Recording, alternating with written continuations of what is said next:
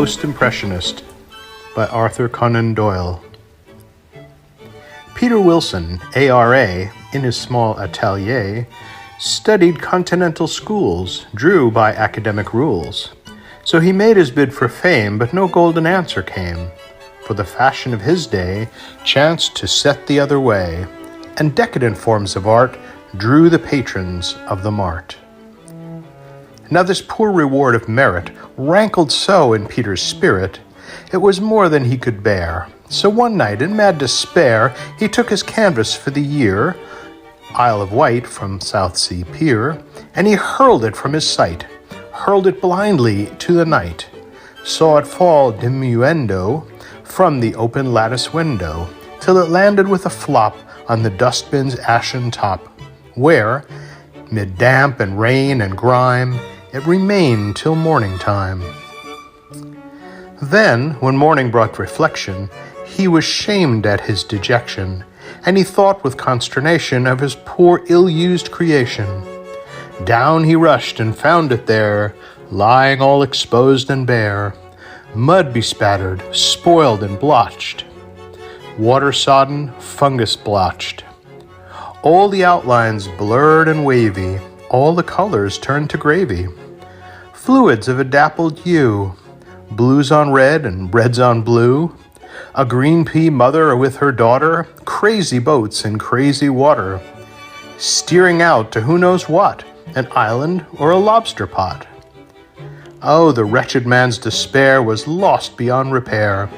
Swift he bore it from below, hastened to the studio, where, with anxious eyes, he studied if the ruin, blotched and muddied, could by any human skill be made a normal picture still. Thus, in most repentant mood, unhappy Peter Wilson stood, when, with pompous face, self-centered, Willoughby the critic entered. He of whom it had been said, he lives a century ahead, and sees with his prophetic eye the forms which time will justify, a fact which surely must abate all longing to reincarnate. "Ah, Wilson," said the famous man, turning himself the walls to scan, "the same old style of thing I trace, workmanlike but commonplace. Believe me, sir, the work that lives must furnish more than nature gives. The light that never was, you know, that is your mark. But here, hello, what's this? What's this? Magnificent! I've wronged you, Wilson, I repent.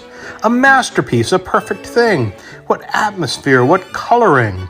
Spanish Armada, is it not? A view of ride? No matter what, I pledge my critical renown that this will be the talk of town. Where did you get those daring hues, those blues on reds, those reds on blues, that green pea face, that garbage sky? You far outreach the latest cry. Out Monet, I have to say our art was sleeping, but not dead. Long have we waited for the star, I've watched the skies for it afar. The hour has come, and here you are." And that is how our artist friend found his struggles at an end, and from his little Chelsea flat became the Park Lane plutocrat. 'Neath his sheltered garden wall, when the rain begins to fall, and stormy winds do blow, you may see them in a row, red effects and lake and yellow, getting nicely blurred and mellow, with the subtle gauzy mist of the great impressionist.